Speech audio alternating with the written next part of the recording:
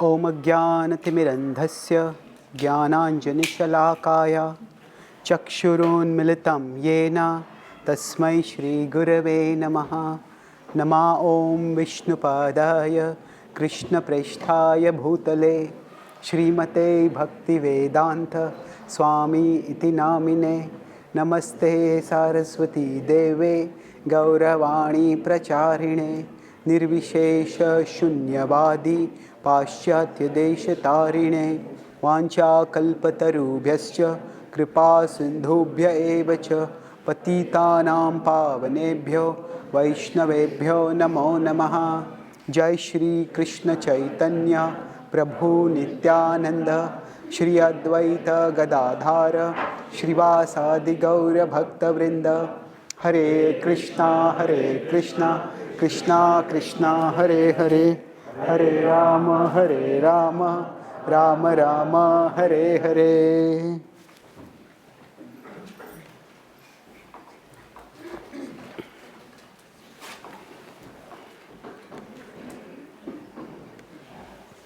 Hare Krishna. Am I audible behind? Okay, thank you. So I'm grateful to be here in Melbourne once again. I think this was the place where I spoke for the first time when I came outside India for the first time. So that was several years ago. So regarding program starting late, I had one outrageous anecdote. I was in Delhi and I had 3 programs in 3 different temples. So I finished the Sunday feast in the main temple in Punjabi Bagh. And then Gopal Krishna Maharaj was there. So I had about an hour and a half meeting with him. And then I finished that meeting at 4. And the next program, I was told the next Sunday feast is at 5. And they told it will take about more than 1 hour to go to reach there. The traffic was so much. Then I was calling the organizers, we can continue the kirtans. And finally, we got caught in traffic. So I reached at 5:30. And then I was in anxiety. And I was calling the organizers, and the organizers seemed to be no anxiety at all. So I was surprised by that. But when I reached at 5:30, I found the whole temple hall was empty. And I said, what happened? I said, no, actually our Sunday feast is at 6:30. Says, we know preachers come late, so we tell 5 o'clock.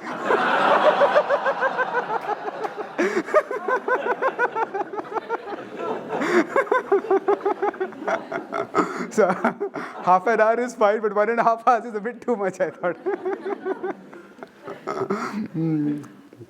So this topic about the yajnik brahmana patnis, actually, so this is a topic somehow till now in every international tour that I had done, I had planned to speak this. And somehow it never worked out. So organizers wanted some other topic to speak or whatever. So I have tried to speak this for 9 times till now without being successful. So hopefully, Krishna willing, I'll be able to speak on this 10th canto pastime. And I'll speak this in 3 broad parts. The pastime, most of you know. I'll describe the pastime and we'll have some pauses to analyze and draw some lessons. But since we have 3 sessions, and the last session we will try to focus more on question answers, depending on how many questions we have. But I'll take this pastime from 3 different perspectives. One is from the perspective of the Gopakumaras who approach the Brahmanas. That is the perspective I'll focus on today. Tomorrow, I'll focus on the perspective of the Brahmanas. How is it that they turned away from, they refused Krishna? And the last part, which depending on question answers will be the tomorrow or day after, will be on the Brahman Patnis, who are actually the central characters. They emerge as the heroes or the heroines from this pastime. So this pastime comes as the 23rd chapter of the 10th canto. The 10th canto has 90 chapters, out of which the first 40 focus on Vrindavan Leela. And in this, immediately after this pastime, actually this is immediately after this pastime, the Govardhan Leela pastime comes. And in the 10th canto, throughout the Bhagavatam, and especially in the 10th canto, the Bhagavatam inverts traditional hierarchies. Traditional hierarchies means Say for example, a brahmana is considered to be higher than a kshatriya. A sannyasi is considered to be higher than a grahastha. But there is one Bhagavatam pastime which shows how a kshatriya and a grahastha turns out to be greater than a brahmana and a sannyasi. Which is that pastime? Yes, Durvasa Muni and Ambarish Maharaj. So the Bhagavatam depicts how bhakti inverts all hierarchies. There are social hierarchies, but bhakti inverts those hierarchies. Normally, the devatas are considered to be greater than much better and greater than the asuras. But there is a pastime in which the asura turns out to be greater. Which is that pastime? Vritrasura. Yes. So, similarly, if we consider that normally the devatas pray to Vishnu for help, and the Vishnu comes to the help of the devatas. But there is a pastime in which Vishnu disregards the devatas and actually is pleased with the asura. In fact, the Vishnu comes not to protect the devatas but to protect an asura. Not exactly asura. If I tell who it is, then the answer is clear. It is, which is the pastime? Prahlad, yes. He comes to actually save. Prahlad is not asura, he is a child of asura, but asura yoni. So similarly, in the tradition, these hierarchies are there. So the Bhagavatam will demonstrate in this pastime how, if the wives of the brahmanas, because they have devotion, and the husbands themselves, it's not that they don't have devotion, but they are stuck much more with rituals. And thus, in this pastime, their wives turn out to be much greater devotees than their husbands. So all traditional hierarchies in the Bhagavatam are inverted. And this culminates in the pastime of the gopis, where the gopis leave everything for Krishna. And leaving one's home at night to go and meet some unknown man, that is actually considered to be immoral and improper. But when the gopis go to do that, that is considered to be the supreme morality. So in this way, the Bhagavatam's mood is to very dramatically demonstrate how bhakti is all important and how bhakti inverts all pre-existing social hierarchies. So when the title of this is From Ritual to Spiritual, this pastime means, ritual means we may do punya, we may do some practices which are religious. But spiritual means it's a state of consciousness. So ritual usually refers to external actions. Now external actions are also important. But the external actions are important to the extent they help the growth of the internal consciousness. So from ritual to spiritual means not that we give up ritual to become spiritual, but rather we ensure that the ritual leads to the spiritualization of our consciousness. And that will be the theme overall of this pastime. And with respect to the broad analysis, the brahmanas themselves are very expert in doing rituals, in chanting mantras and doing yajnas. Their wives are also expert in assisting them, but the wives don't have anywhere that level of expertise which the brahmanas have. Because the brahmanas are trained for doing those yajnas. So the brahmanas are very good in ritual. But the wives understand the purpose of everything. That yajna is meant for Yajneshwar. And that Yajneshwar is Krishna. And he has come here, therefore we should surrender to him. So the Bhagavatam inverts the social hierarchy in this case and demonstrates the primacy of devotion. Now this pastime begins with an average day in Vrindavan. Of course, no day is average where Krishna is there. Every day is special. Every day is filled with adventure. But this day starts off with Krishna along with the Gopas going to the forest. And on some days, the Gopas go to the forest a short distance and they come back in time for lunch. Some days they go out all day, and when they go out all day, at that time their mothers provide them food. But on this day, the Gopas go out, and as they go out, the cows keep searching and they keep finding grass, and the Gopas are enjoying with the cows so much, and although they had planned to come back for lunch, they don't come back. And naturally, they start feeling hungry. So at that time, Krishna looks at the Gopas, he says, all of them are hungry. And he says, right now, not far from here are the brahmanas. They are performing a huge yajna. And in the yajna, there is a lot of food made. And Krishna also says in the Bhagavad Gita that any yajna that is done without dakshina, without charity, is considered asat. It is not having much fruit. So there is a lot of food available. So just go and ask them and they will provide you. So the Vraja is basically a pastoral place. It's in the mid of pasturing fields, it's a village. And Mathura is a city. So Vrindavan and village. So rural and urban, this dichotomy was there throughout history. That there were cities even at the time when Krishna was there. Dwarka is a city. And there are villages. So in between the city and the village was the residence of this Brahmana community. So these Brahmanas, they would also do rituals for Kamsa. And they were doing this yajna, and it was an elaborate yajna. So when the Gopas went there, at that time, they requested those Brahmanas, we have come on behalf of Krishna, all of us are hungry, please, can you give us some food? They requested very humbly and gently, but these Brahmanas didn't even look at them. They just looked at them and acted as if they not looked at them.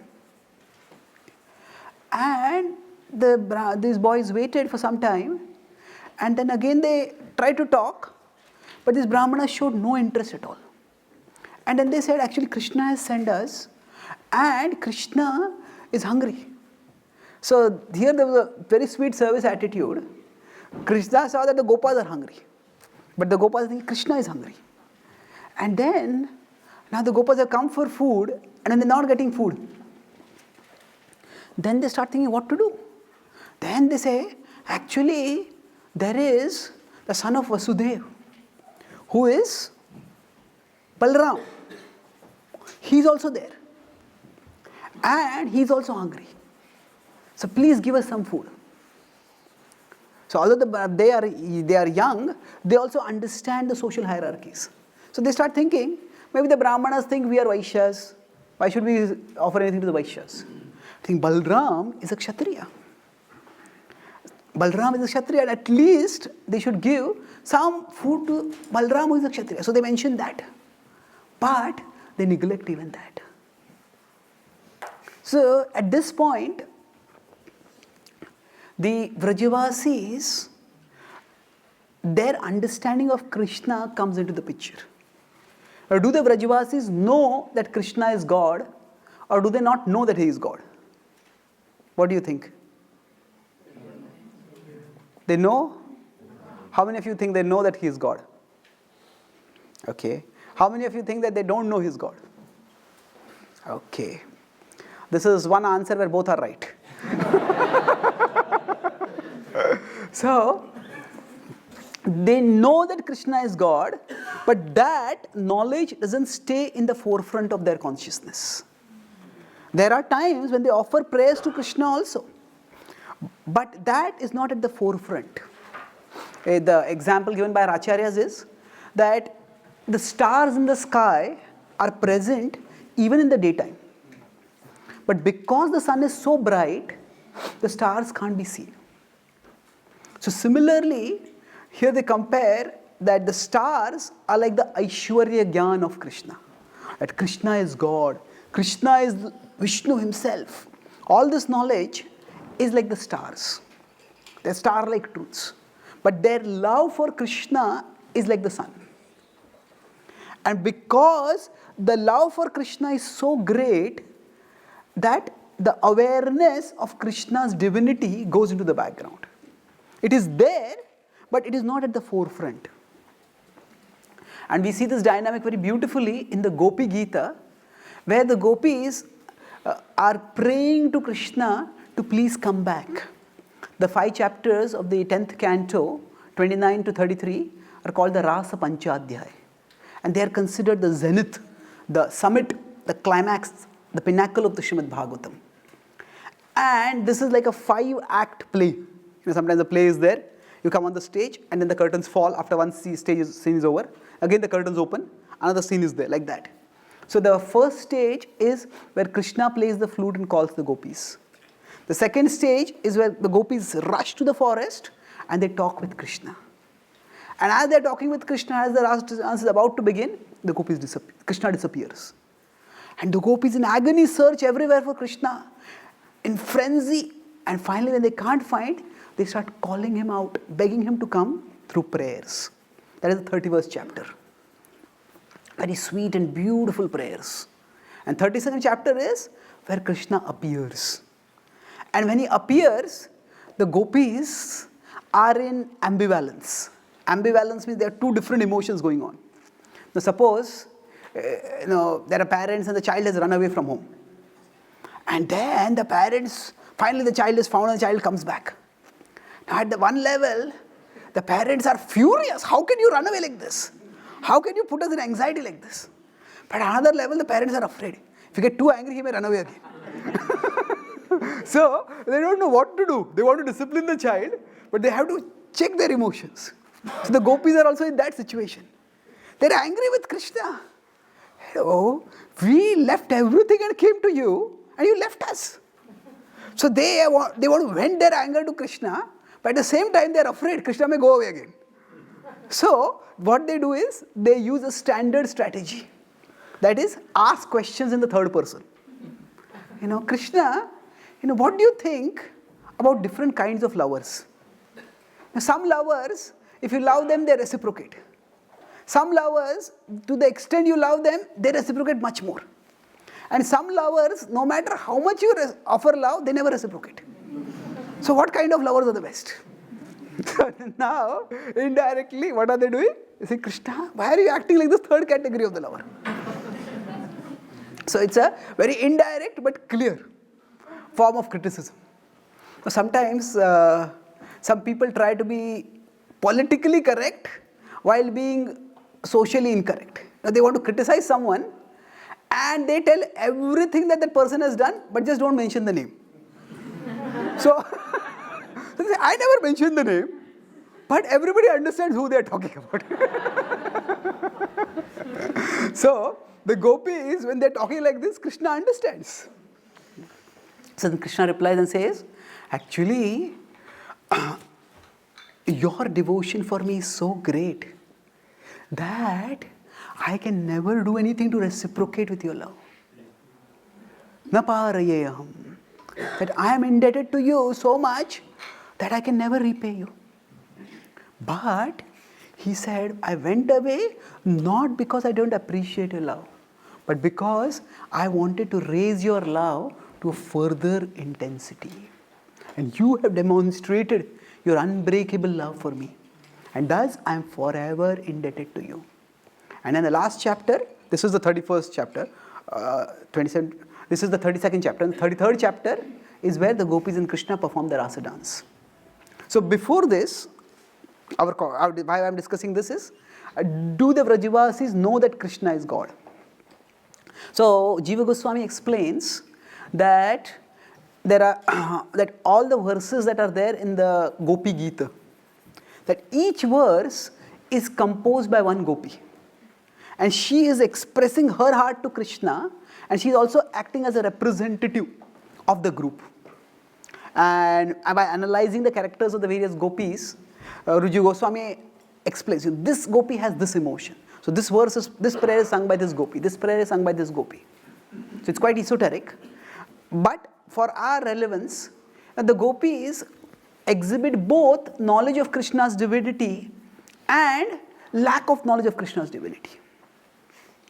So for example, when Krishna has gone away And they are all beseeching Krishna to come back, and they are requesting him in different ways.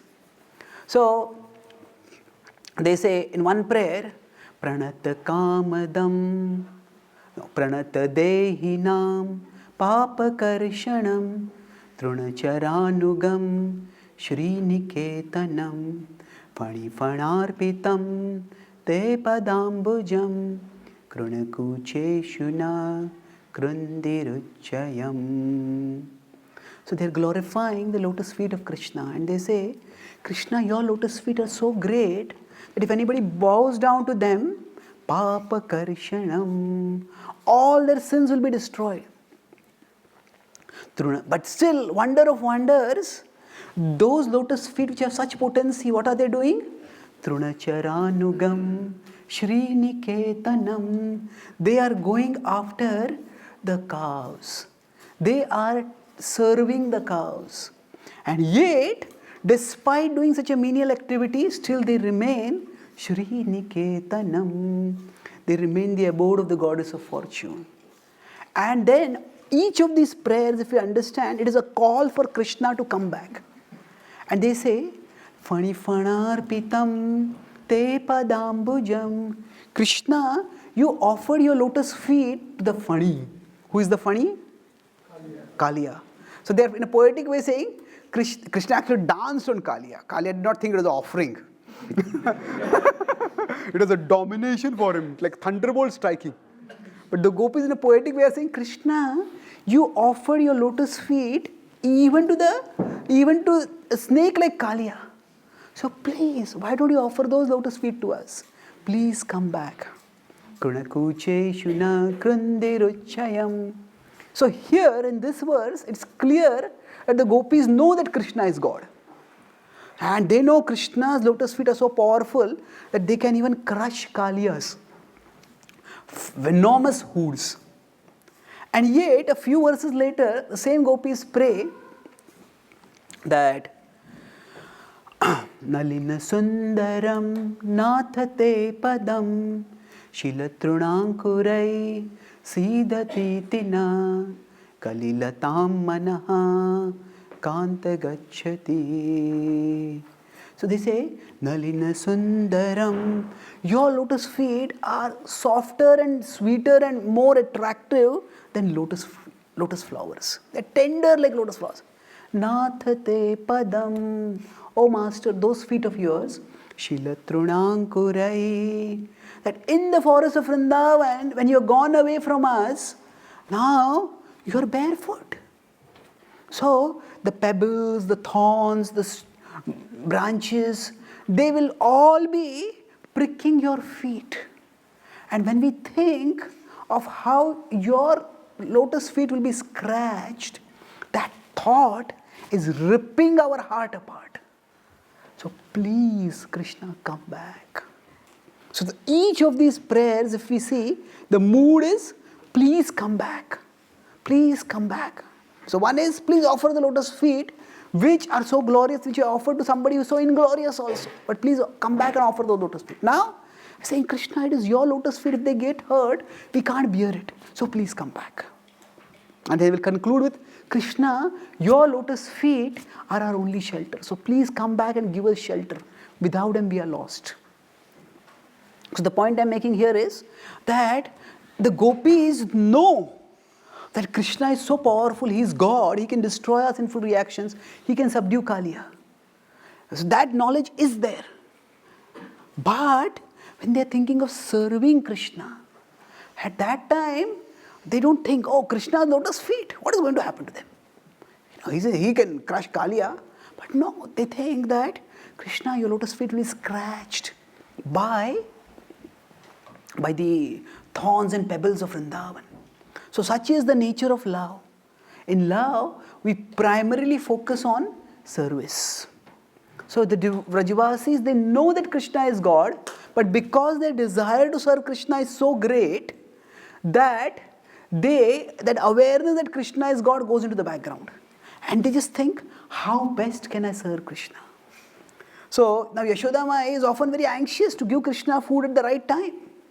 Now she thinks Krishna is God, Krishna is everybody's Annadata. then how can she have that anxiety? So she has that awareness, but that awareness goes to the background.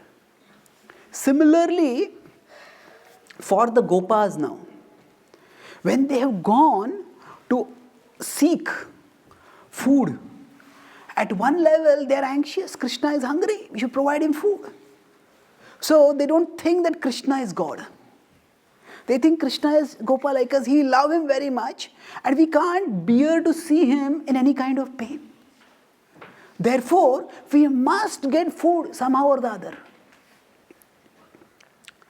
And for the service of Krishna, if the knowledge of Krishna's divinity is required, the Vrajavasis get that also. So for us, we first know that Krishna is God, and then we think, okay, I should serve him. But for the Vrajavasis, first they want to serve Krishna, and for serving Krishna, if they need to know Krishna is God, yes, Krishna is God also. It is like that. So the hierarchy is inverted. Once I was giving a class, I said how it was Janmashtami class, and I said that how the Vrajavasis, they don't consider Krishna to be God. So after that there was a question and answer, and then one person got up and he said, I also don't consider Krishna to be God. Now there's a world of difference between the two. When the Vrajavasis don't consider Krishna to be God, they are in Yogamaya. When general people don't consider Krishna to be God, they are in Mahamaya. It's an entirely different category of illusion. So the Gopas, they don't think that Krishna is God normally. They just want to play with Krishna, want to serve Krishna, want to just have a wonderful time with Krishna. And if they start thinking Krishna is God, then if say they play together and they defeat Krishna, sometimes Krishna has to carry them on his shoulders, and their feet touch Krishna's body. It's unconscionable for a devotee. How could they do that? So the knowledge that Krishna is God goes into their background. Their focus is on serving Krishna. And if for serving Krishna, the knowledge that Krishna is God is required, they will use that also. So now the Gopas try to tell that you are performing this yajna, Krishna is Yajneshwar, and he is coming. The perfection of your yajna is that Krishna Vishnu should come and take your offering, and he is himself coming and asking you for offering. So they fervently try to persuade, but nothing happens. The brahmanas are so proud, they think, they don't even pay any attention to them. They think these are just beggars, they have nothing to do, they have come here. And they just decided they are not going to pay any attention. So then the Vrajavasis, the Gopas feel disappointed. They feel defeated. For them it is not a small thing. Just asking someone for food or not getting food, what is the big deal? You can go home and take food. But it is not like that. For them, this is a service to Krishna. And the failure in the service is very disheartening for them. And they go back disappointed. When we serve Krishna, the mood of a devotee is that this is my service to Krishna. I should do it as well as I can. I have to put my heart and soul into it. And it's interesting that although it is Krishna who has told them to go and do that service, sometimes we say that with the instruction comes the empowerment. If you are instructed to do a service, then along with that, the empowerment to do the service will come. So did Krishna not empower the Gopas to do that service? No. Actually, it is not that Krishna didn't empower, but even when a devotee is serving Krishna, ultimately, it is Krishna's plan that works. And sometimes by Krishna's plan, it may be that a particular devotee in a particular service may not be successful. And that should not be seen as a failure of one's devotion. It is simply Krishna has some plan. And I was just a couple of months ago in London, and they were organizing a massive Rath Yatra, the biggest Rath Yatra, because it was the 50th anniversary of the beginning of the London Yatra. So one of I think the first Rath Yatra that the devotees organized there, they made a huge publicity. And sometimes devotees are very over-enthusiastic. So what happened? The devotees had built a huge Rath cart in San Francisco. And the devotees in London thought, we will build a bigger Rath cart. And they built a bigger Rath cart, but they didn't build bigger wheels. So what happened? Just as the Rath cart started, the wheels collapsed. And it was a big disappointment, almost like a disgrace for the devotees. And the devotees wrote to Prabhupada. And Prabhupada, did our Rath collapse because of our poor devotion? And Prabhupada said, no, it was because of your poor engineering.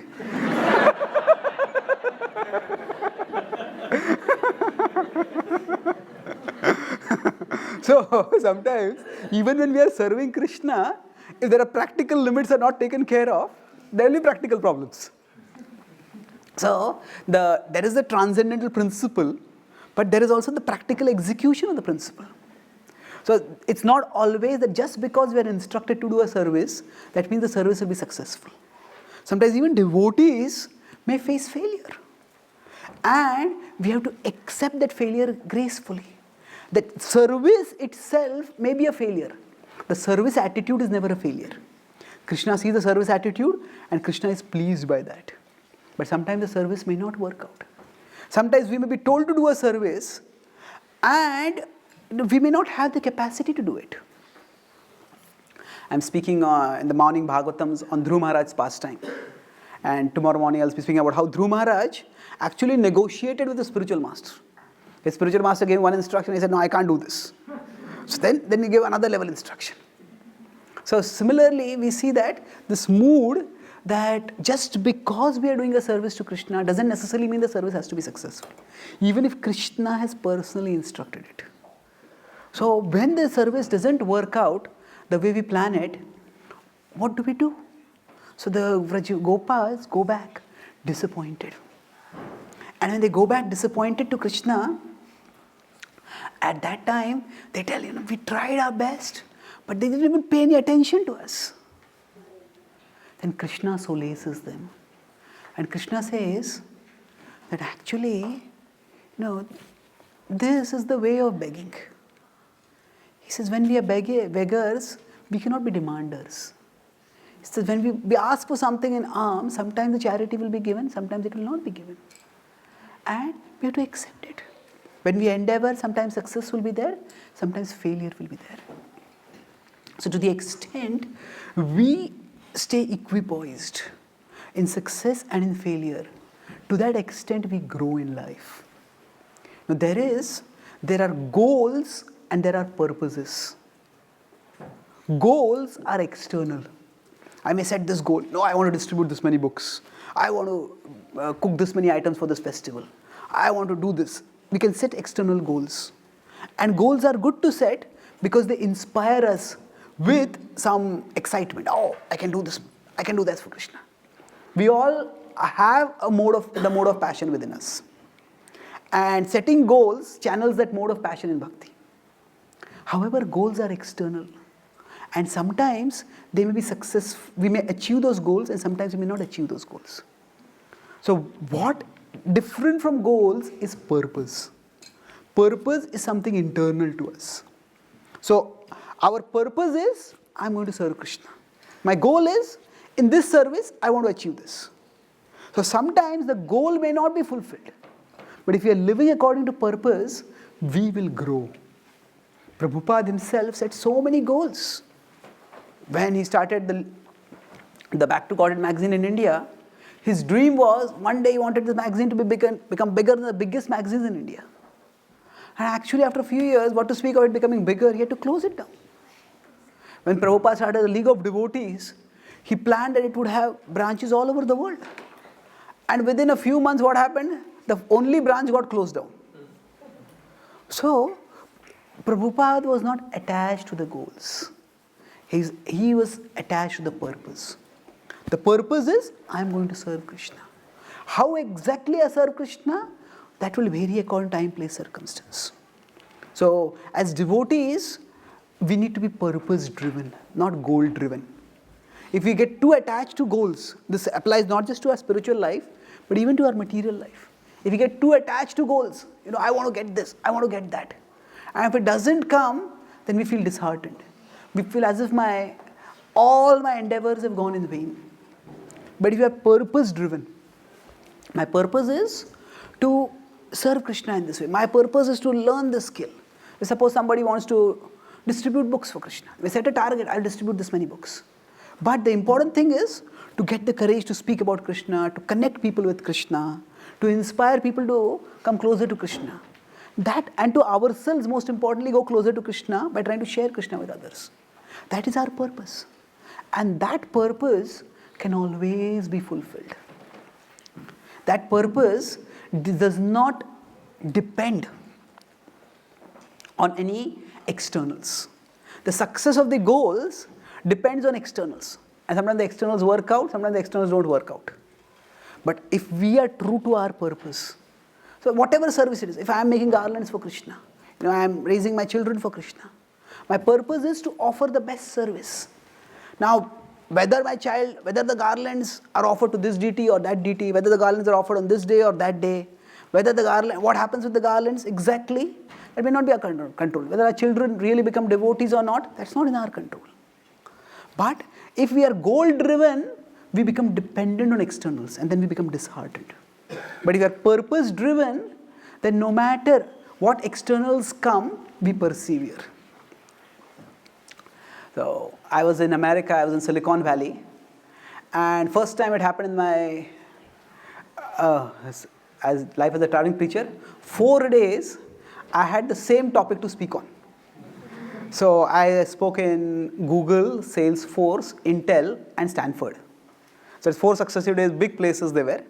And the topic was the missing self in the selfie. So the missing self in the selfie.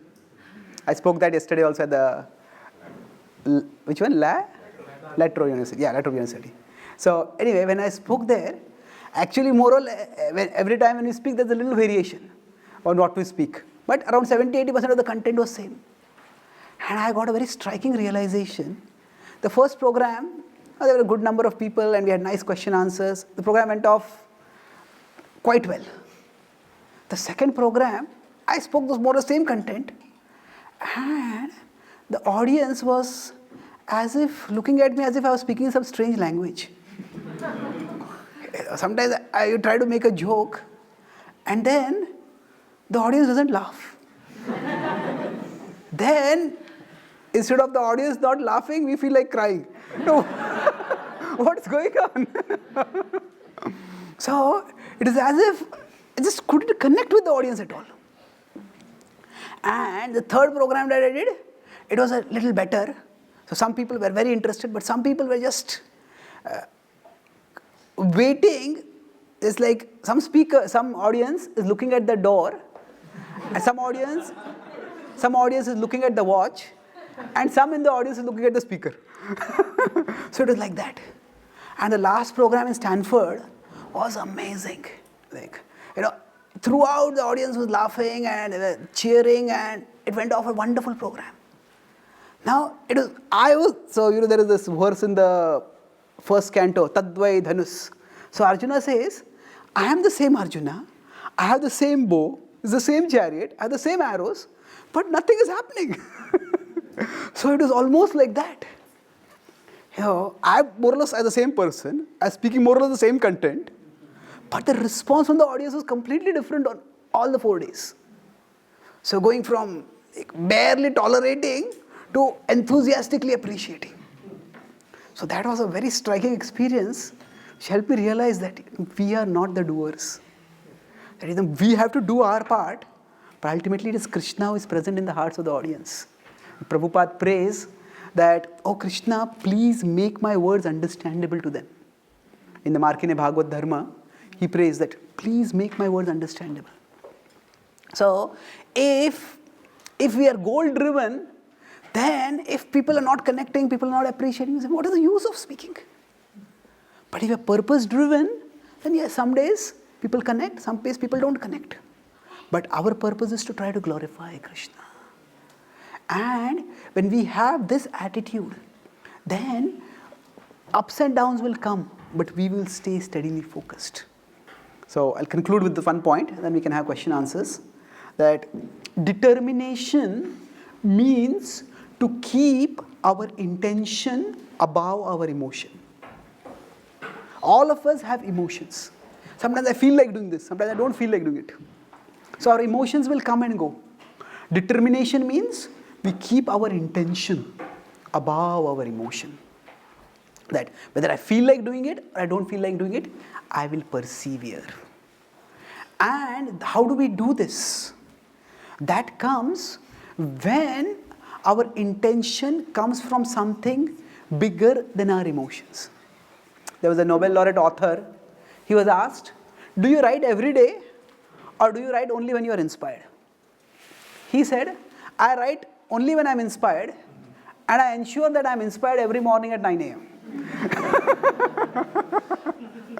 Now what that means is that actually inspiration is very fickle. So we have to be receptive for inspiration to come. And some days when we are receptive, inspiration comes. Some days when we are receptive also, inspiration doesn't come. But we can't depend on inspiration. Now that is where our intention comes in. When we say inspiration, inspiration is something which almost comes without our control. Suddenly one day I feel inspired. Now we may go for a class and we feel very inspired after the class. And some days we go for the class and we feel, I have heard all this so many times. And what is the point? So we don't feel at all inspired. So inspiration is something which is external to us. And external in the sense that it can come from outside us, from the devotees around us, from the speakers, from the seeing other devotees serving dedicatedly. Or it can just suddenly come within us by its own accord. Some days we feel, yes, I have to do this service. I have to study Shastra. I have to chant. We feel inspired. Some days that inspiration is no longer there. So one reason is that sometimes inspiration, we get some success and then we feel inspired. And some days we just don't get that success and we feel, what is the point of doing this? But if we are goal driven, then we will feel there's no result is coming, what is the use of doing it? But if we are purpose driven, my purpose is to serve Krishna. I am a servant of Krishna and this is what I am meant to do. And sometimes the external result will manifest, sometimes it may not manifest. If we become purpose driven in this way, then no matter what situation comes in our life, we will persevere. And it may be sometimes the results don't come. But for some time they may not come, after some time they will start coming. And thus, by being purpose driven in our life, this is what Krishna instructs the Gopas, that this is your service. If you are going as beggars, sometimes you may get the results, sometimes you may not get the results. Now we normally don't think of ourselves as beggars. We think I am working hard, I am doing this job, I have made this planning, I have got the skill, so I should get the result. Yes, we are not physically begging from anyone, but actually the exact point there is not that they are beggars. The point is that we are not the determiners of the result. In begging, that is very graphically evident. We can't force a person giving charity to give the charity. But in life also, we can't force results to come. We may study to the best of our capacity for a competitive exam and still, maybe the question paper comes in such a way that we are not able to do well. We prepare very well for an interview, but still we may not be selected. We may plan very nicely to do a particular service, but still it may not work out. So, in the sense that we alone are not the determiners of the result. In that sense, Krishna's instruction applies to all of us. That we have to put in our endeavor, and sometimes the results will come, sometimes they will not come. But the important thing is, if we have put in the endeavor, then we will get the internal result of pleasing Krishna and growing in our devotion, of growing closer to Krishna. At one level, Krishna told Arjuna to fight so that the Kurukshetra war could be won. And Krishna says, do not be attached to the results. Offer the results to me. But then Krishna actually in the 11th chapter shows the Vishwarupa in which he shows how the enemies are already killed. Mayai vaite nihata purvameva nimitta matram bhavasau visachi. 11.33 says that by my arrangement, everybody, all your opponents are killed. So, this means that actually Krishna already has the result also. When we say we are meant to offer the result to Krishna, Arjuna is supposed to offer the result, but Krishna already has the result. So what is Arjuna to offer? Arjuna is to offer his endeavor. So, the word rite pitam na bhavishyanti sarva. Acharya explained that the word rite can mean two things. Except for you, everyone is going to be killed in this battlefield. The other is that even without you, everyone will be killed.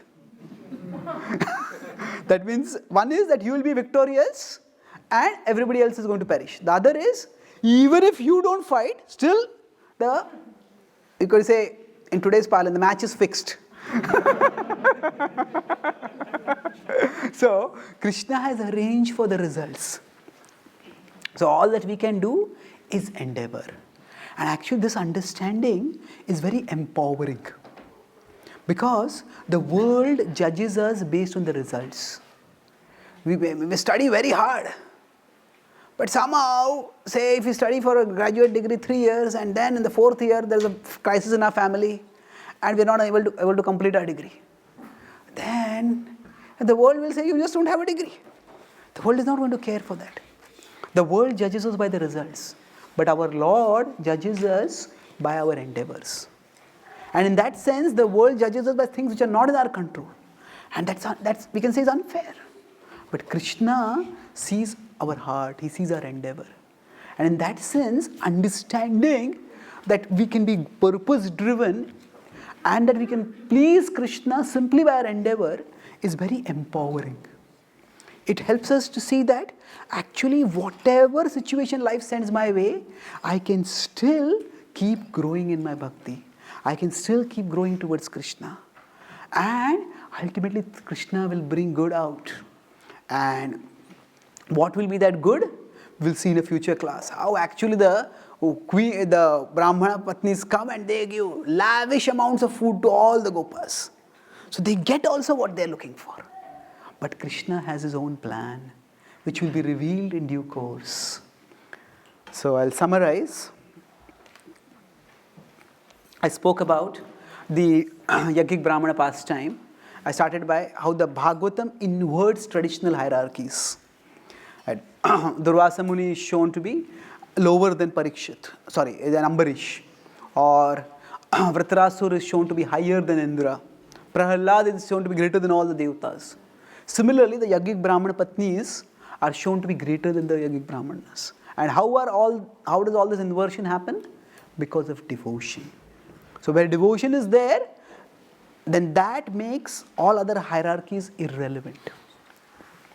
And in this pastime, it focused today on discussing from the Gopa's perspective. So from ritual to spiritual is the theme, that when we do the external activities, either they be the activities of piety, punya, or even the activities that may be of bhakti. But the externals are important to the extent they promote the internal. Spiritual is a level of consciousness that we want to develop. And to the extent we do the external with the understanding that the internal is to be achieved, that attraction to Krishna is to be achieved, to that extent we will succeed. So the Yogic Brahmanas, they do the external, but they miss Krishna. Whereas their wives, they give up the externals to come to Krishna. And thus they achieve the supreme success. And then I talked about how when Krishna sent the Gopas to ask for food that day, the Gopas tried various strategies. First they asked food simply as Vaishyas, asking the Brahmanas for charity. Then they said, actually, Balram is here. And then they said, Krishna, he is Yageshwar, he is here. They tried by various means, but they did not get the charity. So I discussed elaborately, do the Vrajvasis know that Krishna is God or not? I talked from the point of view of the gopis. In one prayer, they know that Krishna is, lotus feet can destroy all sins, they have defeated Kaliya. But in another prayer they feel, oh Krishna, your lotus feet will be will be scratched, will be hurt by the thorns of Vrindavan. So for the Brajavasis, service to Krishna is what is important. And for serving Krishna, if the knowledge that Krishna is God is useful, they'll bring it in. The gopis want to serve Krishna, and that's why they say, Krishna, your lotus feet, please, you offer it to so many people, please offer it to us. So similarly for the Gopas, the knowledge that Krishna is God is like the stars in daytime. The love for Krishna and the service to Krishna is like the shining sun. So when required, they remember Krishna is God. But otherwise, their focus is simply on serving Krishna. And for us, we need to know that Krishna is God so that we will have the inspiration to serve Him. And then when they are defeated and they come back, at that time Krishna encourages them. And He says, essentially, that be equipoised. And I talked about how determination means to keep our intention above our emotion. And to do that, our emotions are often goal-centered. If we achieve something, we feel very happy. If we don't achieve anything, we feel disheartened. But our intention can be purpose-centered. That, my purpose in life is to serve Krishna. So Prabhupada was purpose-driven. And so many setbacks came in his life, but he still kept moving forwards. And the way to be purpose-driven is by understanding that Krishna already has the results. That what He wants from us is our endeavor. The world looks outside in at the results and judges us by things that are not in our control. But Krishna looks inside out and focuses on our endeavors. And this understanding by which we can become purpose-driven is actually empowering. Because no matter what life sends our way, or no matter what emotions come inside our mind also, we can still strive to serve Krishna and we will grow spiritually. So thank you very much. Hare Krishna. Are there any questions? Yes, please. Thank you for the lecture. Prabhu, you mentioned that our services should be the focus center and the goal center. Yeah. But sometimes we see that sometimes we have to do the service which we inspired for, not just what we are instructed for.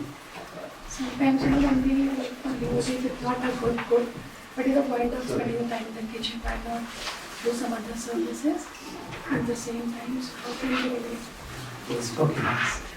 So I said we should be purpose-driven. But then sometimes we feel more inspired to do some service different from what we are instructed to do. So what should we do at such a time? Is that the question? Yeah. Yes. In general, there has to be a cooperative attitude between the community leaders and the community members. The community members should be ready to do whatever service we are told to do. And the community leaders, their goal should be, their vision should be that let every devotee be happy in the service that they are doing. And therefore, the community leaders should be trying that, let every devotee engage in a service that is according to their nature, that they are inspired to do. So, for longevity in our service, it is good that we have some service that we feel inspired to do. And there are at times certain urgent projects come up, some festivals come up, some major events come up. That time we all have to do whatever we are told to do. But in the long run, as we are practicing bhakti, it's good in consultation with our seniors to gravitate towards the service that we feel inspired to do. The advantage of having a service that we feel inspired to do is that even if tomorrow there is nobody to instruct us, still we'll do the service. Tomorrow, say, nowadays all of us are so mobile. Tomorrow we may go to some other place, there is not so much devotee community is there. But if we are driven to do a service, then we will continue that, if we are inspired to do it. So in general, it is good to engage in services that we feel inspired to do. But we don't do it in a whimsical or a rebellious way. We submissively inform our seniors that this is what I feel inspired to do, can I do it? And usually they will be understanding and say, okay, you do this right now for this time being, and in the future, you can do this service. So exactly when we can do the service that we feel inspired to do, that will vary. So we can keep the inspiration in our heart, and we can try to do that service. But sometimes the externals may mean that it takes some time. for us to do that service. I was just in California in Carpinteria with Giriraj Maharaj. So Giriraj Maharaj was instructed by Srila Prabhupada to write books. But then he was involved in the Mumbai project. And the Mumbai project like a war zone. So initially he said, I want to write books. And then his godbrothers, senior godbrothers told him at that time that, you can write articles, you can write books anytime. But right now, we have to build this temple, and Prabhupada wants this temple to be built. So he did that at that time. And then now the way it has worked out is that when finally the temple was, the land was procured and the temple manifestation came towards its conclusion, so Prabhupada said, it was if you know the story of how Prabhupada got the Juhu land, it was quite an adventure, it was a battle. So at the end, Prabhupada said, it was a good fight. I said, someone should write a book about it. So then Giriraj Maharaj realized that I could have written about so many ideas according to my ideas, but by doing this service, Krishna made me an insider for a book that Prabhupada wants me to write. So now he has written it's a beautiful several hundred, almost 800, 900 page book. It's a complete history of how the Prabhupada arranged for the Juhu temple to manifest. Currently the name is a good fight and a promise fulfilled. So good fight means that Prabhupada said it was a good fight, and a promise fulfilled. Prabhupada had personally promised Radha Rasbihari that you please stay in this tent and I will build a beautiful temple for you. So Maharaj is telling me that for many years I couldn't do this service, but now he's fully absorbed in that service. So sometimes the service that we are inspired to do, situations may not allow us to do that. So we accept that, we keep the inspiration in our hearts, and we keep doing whatever service we can at that time, and slowly we gravitate towards that. Prabhupada's spiritual master told him to preach, but for him it took a lot of time because he had other responsibilities. So we don't have to give up our inspiration, but we don't have to give up everything else just for our inspiration. Then we can have balance, and gradually, as we keep practicing bhakti, we will learn how to find space for ourselves by which we can do the service that we feel inspired to do. Answer your question? Thank you. Hare Krishna. Any other questions? Yes. Thank you, Prabhuji. Just a question. You talked about our job is to make the best possible endeavor, and Krishna looks at the endeavor, not the results. Obviously, our motivation also comes from the goals we set. When the goals are sometimes not achieved, we can be internally satisfied I made the best effort and I can leave it to Krishna for the results.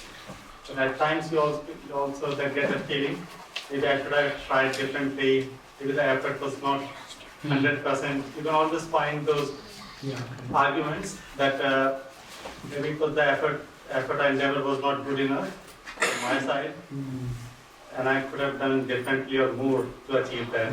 It's a good question. So, at one level, if we set a goal and we are not able to achieve it, we can be internally satisfied that we have served Krishna. But then we can also get the thought that maybe I didn't try well enough, maybe I should try some other approach. So, how should we see this? Yes, certainly, we want to learn from what we have done. And we can't simply say that, why did this result not come? Because it was Krishna's will. Krishna did not will that result to come. Well, that may be so, but that may not be so also. So I was telling about that in the program which I did in Intel, where people did not seem to be at all interested. So what had happened was, they had scheduled the program at a time after which there was a big meeting in which a lot of people were going to be fired. So everybody was nervous because of that. So they didn't know that this meeting was going to happen at that time. So I couldn't do anything about that. So, but then the devotees also planned. We will have to look into the internal dynamics and see when we organize the program. So there is the transcendental and the practical. Both aspects have to be considered. So at a transcendental level, we can be, okay, I tried my best, and whatever Krishna's plan is, I accept it. But at a practical level, we have to see, could I do this right? Could I do that right? Once Brahmanand Prabhu asked Prabhupada, Now, after we give a class, how should we feel? And Prabhupada said, you should feel, hey, I forgot to give this example. I didn't tell this point. If only I told this, it would be so much more persuasive. So Prabhupada was in the mood of improvement. He said, don't think, I gave such a class and people appreciate it so much. I said, just think how you can improve it more. So at a practical level, we always have to be having a learning mood. And we have to be careful to differentiate between the learning mood and the lamenting mood. The learning mood is where we consciously look at the past and analyze, okay, this happened, at this time maybe we could have done this. Okay, this happened, maybe I could have done this that way. So we are in a learning mood where we are in control and we take our thoughts to the past and we analyze the past. But when we are lamenting, we are passive and our thoughts are going to the past. Hey, this didn't work out. You're a fool. This didn't work out. That person is a fool. This didn't work out. Life is rotten. So what happens? At that time, when we are in a learning mood, basically we are in the mode of goodness. When we are lamenting, we are in the mode of ignorance. So in the mode of in the mode of goodness, we are in control of our mind. In the mode of passion, we are battling with our mind. In the mode of ignorance, the mind is in control of us. So when the mind is in control of us, the mind just takes us into the past and this wrong, that wrong, just feel disheartened. So if something has not worked out, at that time, you can just accept it at a transcendental level as Krishna's mercy. And then there will be some distress, some disappointment, that's natural human. When we have recovered from that adequately, then we will be calmer. And then we can, with a more objective way, look at the past. So usually when we are trying to do things, we are in the mode of passion. And the results don't come up, we may sink into the mode of ignorance.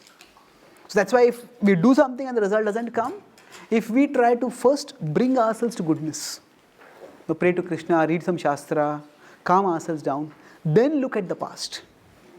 Then we can learn, okay, this I could have done, this I could have done. So we can't be simply transcendental because we have to work at the practical level also. So we bring the transcendental consciousness in the practical action, but we don't neglect the practical. At the same time, we want to look at the practical in a way that takes our consciousness towards transcendence. If I simply look at this didn't work out, that didn't work out, I may think I'm serving Krishna and my service didn't work out. I'm being hard on myself. But by being hard on myself, actually I may be disheartening myself in my future service to Krishna. So the result of a learning mood is we feel enlivened to do better service in future. But the result of a lamenting mood is you just feel so disheartened that why do anything at all? Does that answer your question? Thank you. Any other questions? Yes, please. Prabhupada, you were saying how determination is keeping our intentions above our emotions. Mm-hmm. So even in devotional life, we might have the best intentions at heart. For example, we want to get up early and chant every day, for example, like Gita. But when that moment comes to get out of bed and, go into the shower and then start that, we see that, that determination goes up, even though the best intentions are at heart. So how do we, philosophically we may understand this, but then how do we practically still apply this in our lives? It's true. So how do we practically keep our intention of our emotion? We say we want to wake up in the morning, but at that time the emotion overwhelms us. The best intention of it doesn't stay strong. Yes, that is the battle of a sadhaka. And broadly speaking, there are three aspects to this. One is that some of our emotions they come from physical reality. Some of our emotions come from our imagination. And some of our emotions come from a combination of both. That means, let me give an example, say, that suppose I have fallen down and I have fractured my hand. And I am feeling pain. If I say, I will keep my intention above my emotion and I will lift up this big bag, I will be injuring myself. That is stupidity. So when the emotion is arising from a physical reality, we have to acknowledge that reality. And then we may have to do some adjustment of our plan. So say, if I have planned, I'm going to wake up early in the morning. And if I have slept very late, then physically waking up early may not be possible. So when I said we keep the intention above our emotion, I was not talking about the emotion that arises from the situation. If some emotion arises from the physical reality, then we have to acknowledge that. If I have a body that is very sensitive to cold, and then I want to go for Mangalarti, and somehow I don't have any warm clothes, I may go for Mangalarti one day, and then for next 1 month there will be amangal in my life. I'll be sick with cold. Now it is not that the Mangalarti is responsible for that. It is my foolishness that is responsible for that.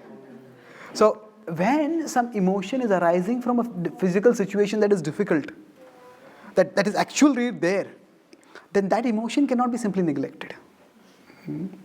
So when I talked about it, I was primarily talking about the other extreme, where the emotion is rising simply from the mind. There is no reality practically no reality to it. We have slept adequately enough, but still we feel lazy. And I want to sleep more. At that time, we just have to move on. Sometimes one day we wake up and we feel like chanting very nicely. We feel like japa should never end. And the next day we are chanting and we feel japa never ends.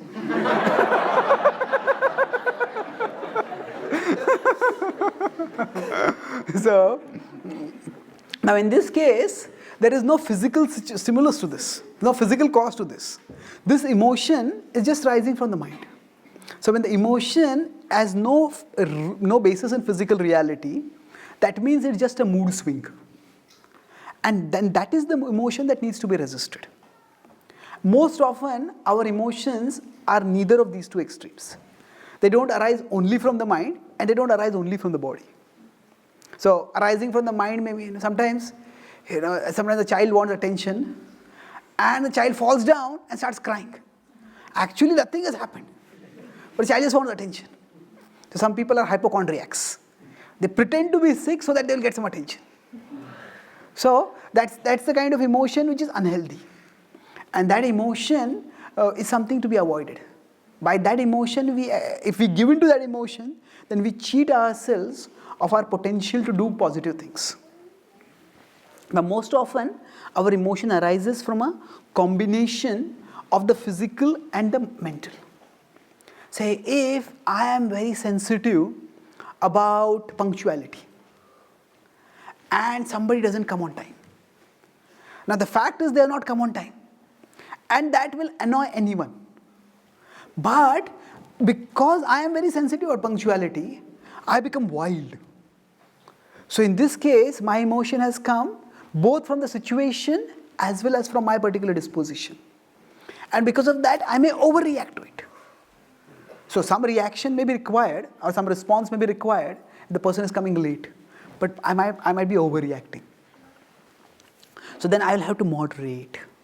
So basically when we say keep our intention above our emotion, that largely means the emotion that is simply being stimulated by the modes without any basis in physical reality. So if I have decided that no, I'm not going to get angry with anyone, I'm not going to yell at anyone, and then somebody does something which upsets me. Now at that time, I cannot wish away the fact that they have upset me. And that annoyance, that irritation will be there. But I can, based on my understanding, I tend to overreact about this. For me, this is very important, but other people may not consider this that important. So then, let me not respond immediately. Let me calm myself down and let me respond. Sometimes, the emotion may determine that we respond. But the emotion shouldn't determine how we respond. The emotion may determine that because I feel strongly about this, I will take a stand, I will speak, I will respond to this. But if I let the emotion alone determine the response, my response will be disproportionate. So therefore I try to balance. So the more we come to the mode of goodness, the more we can perceive the reality and the emotion as two separate things. And we can't wish away the emotion. I'm feeling angry, that anger is there. I can't deny it. But I understand, okay, that this is a situation and from this anger is excessive right now. So in the mode of goodness, we can pursue things to a large extent as they are. We can pursue the situation, pursue the emotion, and we acknowledge the situation, we acknowledge the emotion, but we don't let the emotion alone determine our reaction. We respond in an appropriate way. So for us to have determination, it's important that we make a realistic plan. If in the name of being determined, we start having unrealistic expectations from ourselves, then it's not going to work. Not only will it not work physically, but it will also weaken our morale internally.